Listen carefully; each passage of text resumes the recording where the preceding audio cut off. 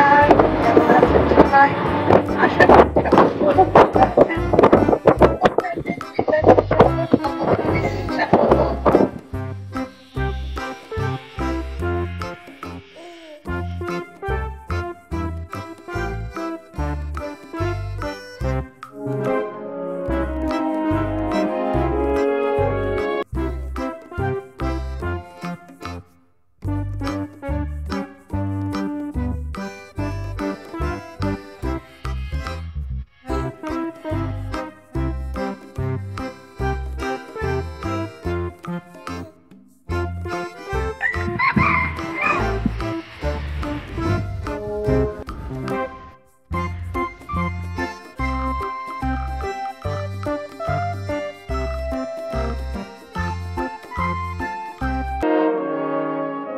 Morning everybody, আজকে আমরা আছি কাজিরাঙ্গা জঙ্গলের কোহরা জোনে। এখন আমরা বেরোচ্ছি, যাচ্ছি জঙ্গল সাফারিতে। এই যে কোহরা রেঞ্জটা রয়েছে, রেঞ্জটা কিন্তু এখানকার মেন যে কোর জঙ্গল তারই অন্তর্ভুক্ত। তো সেই জন্যই আমরা গতকাল রাত্রে ছিলাম একটা নাইট স্টেতে। সুন্দর, একজনের বাড়িটাকেই নাইট স্টে বানিয়ে দিয়েছে, ভালো লাগলো ব্যাপারটা। একদম কাছেই কাজিরাঙ্গা জঙ্গলটাও, এই জায়গায় কালকে রাত্রিটা কাটালাম। সেই সুন্দর রাত্রি কাটানোর পর আমরা এখন বেরিয়েছি জঙ্গল সাফারিতে জিপসিতে করে। আর পেছনে পাহাড় দেখা যাচ্ছে, আপনারা সবাই দেখতেও পাচ্ছেন। আর কি সুন্দর রাস্তাটা, দারুণ লাগছে। বনের ভেতর দিয়ে পাকা কালো কংক্রিটের রাস্তা, আর পাশে রয়েছে সুন্দর সুন্দর গ্রামের বাড়ি। তো সব মিলিয়ে দুর্দান্ত একটা সকালের শুরু হলো আজ। এখান থেকে পারমিশন করিয়ে তারপরে যেতে হবে। আমরা এখন মিহিমুখ গেট দিয়ে ঢুকবো। লাইন দিয়ে সব গাড়িগুলো দাঁড়িয়ে আছে। এখান থেকে আমাদের ড্রাইভার যারা পারমিশন করতে গেছেন। পিঙ্ক কালারের নিচে, আর ওদিকে আমার কর্তামশাই টুপি পিঙ্ক কালার, হ্যাঁ ওই কালারটা দেখো। আর মা এখান থেকে ডিরেকশন দিচ্ছে। হ্যাঁ, একদম মস্তি লাগছে। এই যে টুপি কিনে টুপি পরা হয়ে গেল, তো টুপিটা অ্যাডজাস্ট হয়নি। পার্কের লোগোওয়ালা টুপি পরা হয়ে গেছে, সেই টুপি পরে আবার বেরিয়ে পড়লাম সাফারিতে। ওই যে রাইনো গাছে, ওই দূরে দূরে রাইনো দেখা যাচ্ছে, আর এই দূরে হচ্ছে হাতি। ইউনেস্কো বিশ্বের একটি ঐতিহ্যবাহী স্থান হিসাবে এই কাজিরাঙ্গা ন্যাশনাল পার্কে নির্বাচিত করেছিল। এই কাজিরাঙ্গা ন্যাশনাল পার্কটি ভারতের আসাম রাজ্যের গোলাঘাট ও নগাঁও জেলায় অবস্থিত। এখানে সমগ্র বিশ্বের 3 ভাগের 2 ভাগ এক শৃঙ্গী গন্ডার বসবাস করে। এটি একটি সংরক্ষিত অঞ্চল। 2006 সালে এই উদ্যানটিকে ব্যাঘ্র প্রকল্পের জন্য ঘোষণা করা হয়েছিল। এছাড়াও এখানে মিলবে প্রচুর বুনো হাতি, বুনো মহিষ, বাজশৃঙ্গ, জংলি মোরগ, আরও কত প্রজাতির পাখিরা। এই যে রাইনোদের সাথে আমাদের ফটো, পেছনে রাইনোরা দাঁড়িয়ে আছে, দেখা যাচ্ছে। এই অরণ্যের মধ্যে দিয়ে ব্রহ্মপুত্র সহ আরও 4টি নদী মাঝখান দিয়ে বয়ে গেছে। এছাড়াও এখানে রয়েছে অসংখ্য বিল। এই বনের উপর দিয়ে অনেক তথ্যচিত্র তৈরি হয়েছে।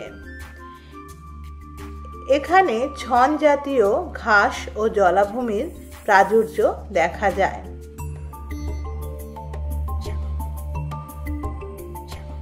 এটিকে বার্ড লাইফ ইন্টারন্যাশনাল গুরুত্বপূর্ণ পক্ষীক্ষেত্র বলেও ঘোষণা করেছে।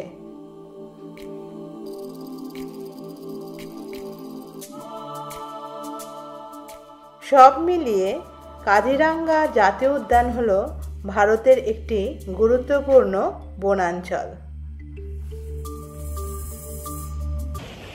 এই যে আমার পেছনে রয়েছে sambar deer, swamp deer, buffalo, rhino.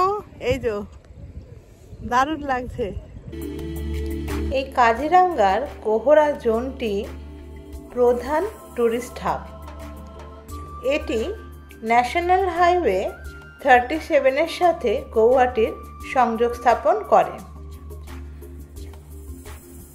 তাই কেউ যদি রোড ট্রিপে আসেন তাহলে গুয়াহাটি থেকে ন্যাশনাল হাইওয়ে 37 ধরে সোজাসুজি 4-5 ঘন্টায় পৌঁছে যাবেন কাজিরাঙ্গা ন্যাশনাল পার্কে।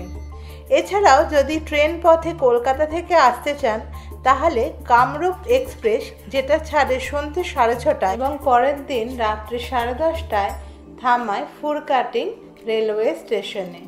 এটি কাজিরাঙ্গা ন্যাশনাল পার্কের নিকটবর্তী রেলওয়ে স্টেশন।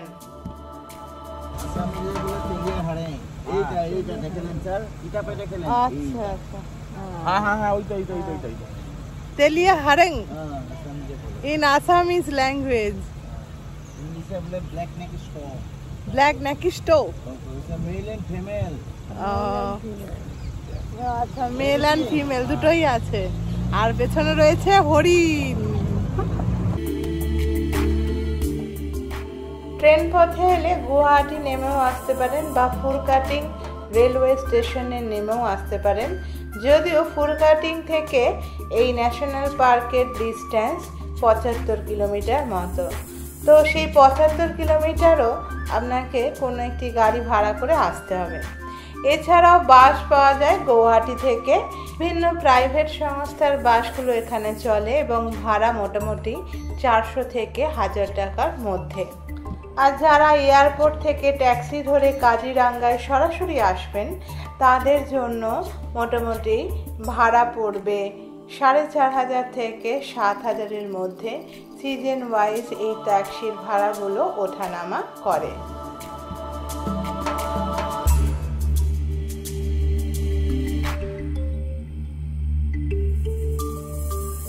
এবার আসি এখানকার জঙ্গল সাফারি নিয়ে।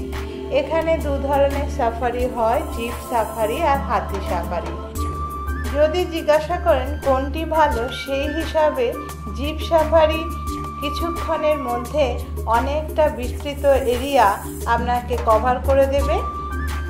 আর হাতি যদি সাফারি করেন সেখানে আপনার প্রকৃতিকে খুব সুন্দর শান্ত এই রকম একটা অনুভূতি আপনারা পাবেন। তো দুটোই এক্ষেত্রে ভালো। সাফারি হয় দিনে 2 বার, সকালে 1 বার আর দুপুরবেলার দিকে আর 1 বার। এখন আমরা আরো ডিপ জঙ্গলে ঢুকছি। এই গাছে যে আঁচড়গুলো দেখা যাচ্ছে এগুলো কিন্তু ভীষণ ফ্রেশ। গতকাল বাঘ তার নখগুলোকে ধারালো রাখার জন্য এই আঁচড় দিয়েছিল। এটা বাঘের একটি আচরণও বটে।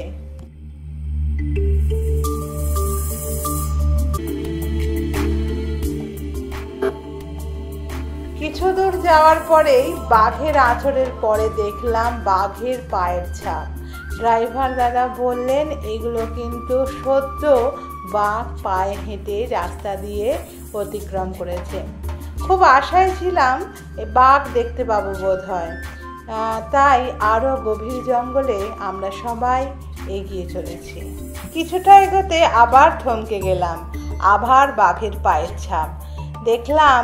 সদ্য এই রাস্তা দিয়ে বাঘ অতিক্রম করেছে এই রাস্তাটিকে, কিন্তু বাঘের দেখা কই।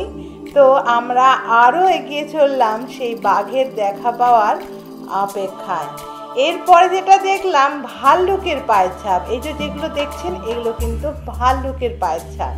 এখান দিয়ে ভাল্লুকও চলাচল করেছে কিছুক্ষণ আগে। তো যাই হোক, ভাল্লুকের দেখা তো এখনো অবধি মেলেনি, দেখা মিলল প্রচুর পাখির। আগেই বলেছি বিশ্বের প্রায় 2/3 একশৃঙ্গী গন্ডারের বসবাস এই অরণ্যে। তাই পথে ঘাটে প্রায় বেশিরভাগ অঞ্চলে আমরা রাইনোর দেখা পেলাম।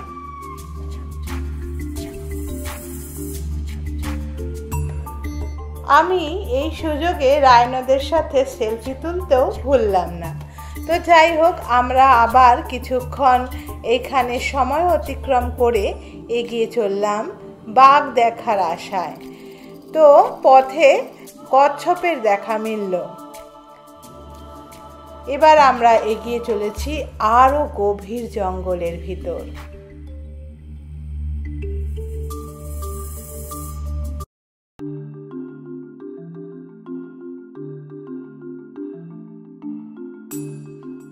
এবার আসি সাফারির সময়কাল নিয়ে।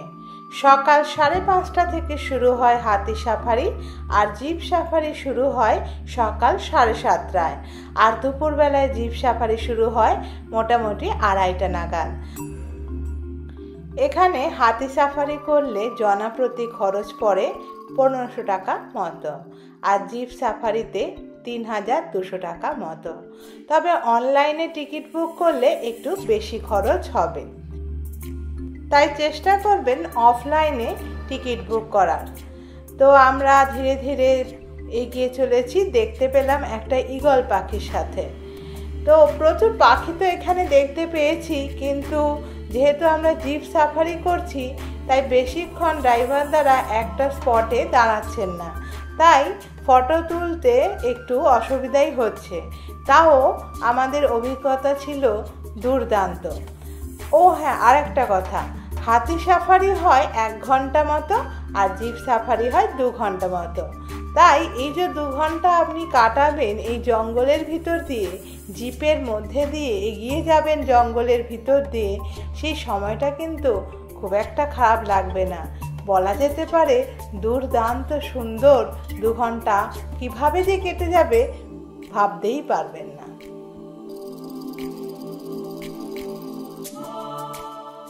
এখানে আসার উপযুক্ত সময় হলো নভেম্বর মাস থেকে এপ্রিল মাস পর্যন্ত।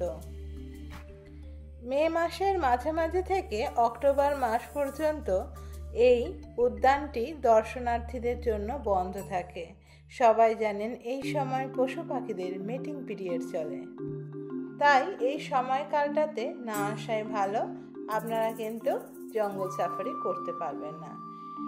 তো কিভাবে এখানে আসবেন আগেই বলেছি।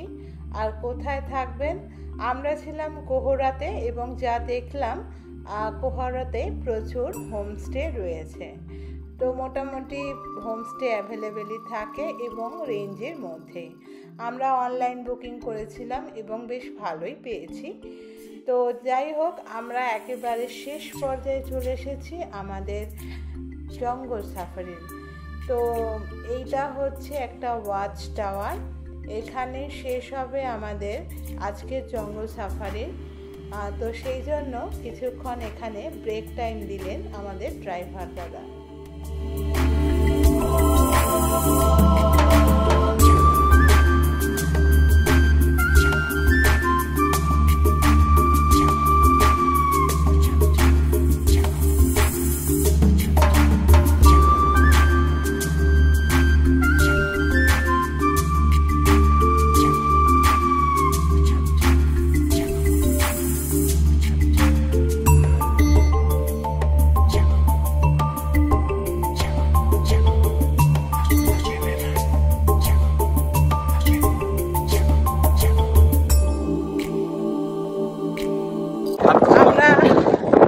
আমরা এই সময় জঙ্গলের যে লাস্ট ভিউ পয়েন্ট ছিল সেখান থেকে বেরিয়ে এলাম।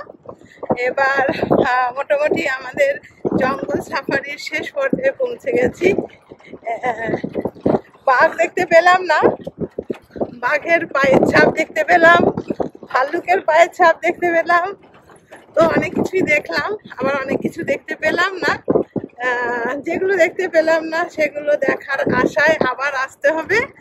তো সেই আশা রাখলাম।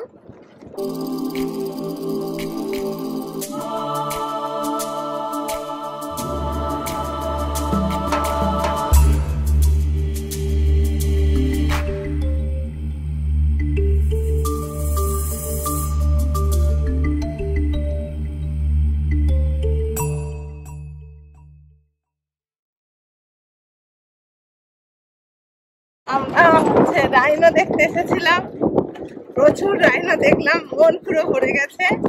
আবার যে হোটেলে ছিলাম গৌহাটিতে, সেই হোটেলটার নামও ছিল দ্য রাইনো। তো মনের মধ্যে এটাই ছিল যে রাইনো দেখতে পাবো, এবং এখানে সংখ্যাটা ছিল অত্যধিক বেশি, মন ভরে গেছে। কতগুলো রাইনো দেখেছি আমরা? 40-50টা তো রাইনো দেখেছি। ঠিক আছে, হ্যাঁ, বাফালো দেখলাম প্রায় 10-12টা, আরো বেশি হবে। এখানে তবে একটা জিনিস দেখতে পেলাম না, ময়ূর দেখতে পেলাম না। ঠিক আছে, বন ময়ূর, কিন্তু এখানে কমন ডাক দেখতে পেয়েছি, জংলি মোরগ দেখতে পেয়েছি। আওয়াজটা সেই মুহূর্তে তোলা যায়নি, কারণ মানে এইভাবে তো তোলা যায় না, সাডেন সবকিছুই। ইন্ডিয়ান রোলার ভালচার এগুলো তো পেলামই।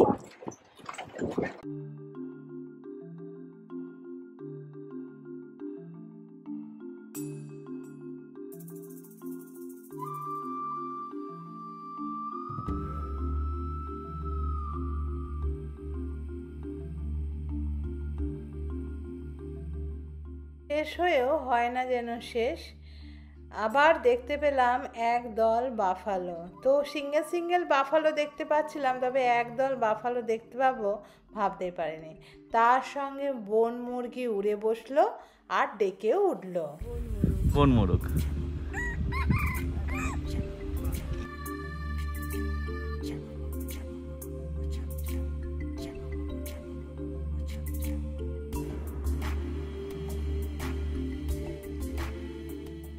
আরেকটা বিষয়, সেটা হলো এই যে ঘাসগুলো দেখা যাচ্ছে, শুকনো ঘাসগুলো, এগুলো কিন্তু এলিফ্যান্ট গ্রাস। এই এলিফ্যান্ট গ্রাসগুলোকে পুড়িয়ে দেওয়া হয় তার কারণ এখানে নতুন করে যাতে ঘাস গজাতে পারে, তারই উদ্যোগ এটি। তো আমরা ধীরে ধীরে চলে এসেছি একটা জলাশয়ের পাশে। তো ওই দূরে দেখা যাচ্ছে গোটা কত হরিণ, মোটামুটি 5-6 জন তো হরিণ আছে, ঠিক লেজ উঁচু। ওখানে আমরা গাড়িটাকে থামিয়ে প্রায় 5 থেকে 10 মিনিট দাঁড়িয়ে রইলাম বাঘের দেখা পাবো বলে, কিন্তু বাঘের দেখা কই। হরিণগুলো সমানে লেজ উঁচু করে দাঁড়িয়ে আছে।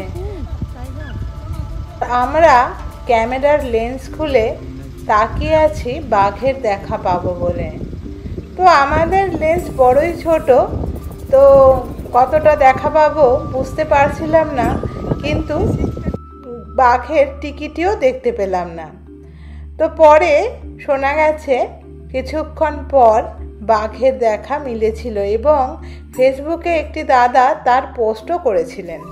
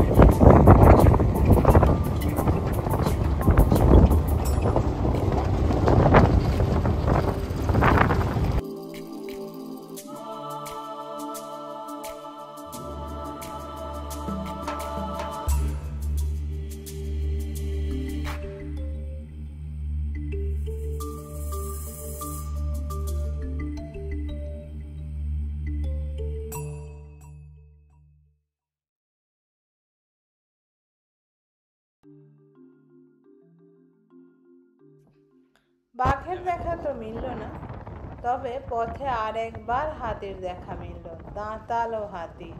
সে এখন মর্নিং ওয়াক করছে। ওই যে দূরে দেখতেই পাচ্ছেন বিশাল আকারের হাতি। দুর্দান্ত একটা অভিজ্ঞতা হলো এই কাজিরাঙ্গায়। সত্যি বলতে কাজিরাঙ্গায় যে পশুদের বিচরণ ক্ষেত্রটা অসম্ভব সুন্দরভাবে সংরক্ষিত রয়েছে। তাই আসামকে আসাম ইজ অসাম বললেও কম হবে।